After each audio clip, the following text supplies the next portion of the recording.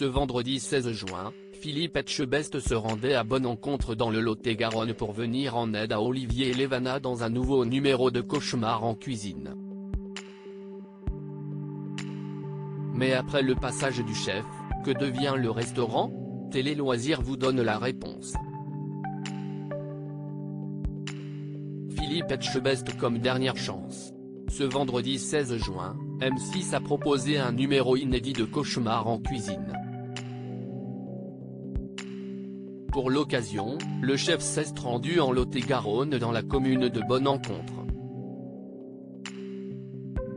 Sur place, l'animateur de la 6 a rencontré Olivier et Lévana, gérants de l'auberge du centre, un restaurant déserté par les clients, où seuls quelques habitués faisaient de la résistance.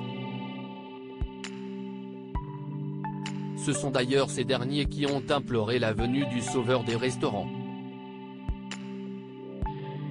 Mais alors que 4 mois ont passé après le tournage, où en est l'établissement Cauchemar en cuisine à Bonne-Encontre?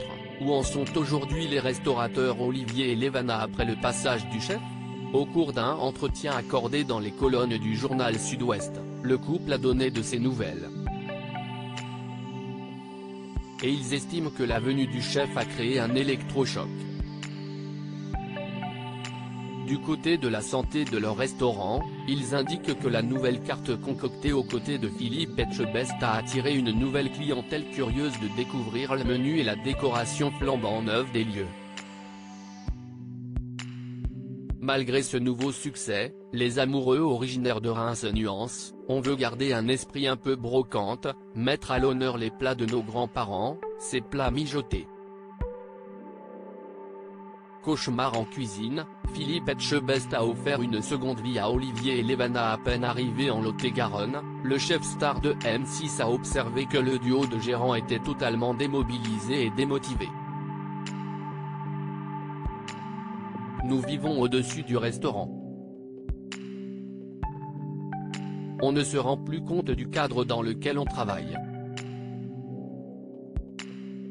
Je n'arrivais à être négligé, assume Lévana, avant de concevoir que l'émission lui avait permis de se sentir de nouveau bien dans son corps et dans son esprit. Et pour s'assurer une nouvelle durabilité, les patrons ont bénéficié des précieux conseils d'une entreprise spécialisée.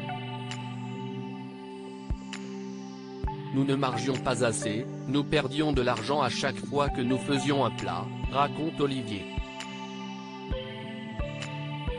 Au bord de la faillite en février dernier, les beaux jours de l'auberge semblent donc bel et bien enfin arriver.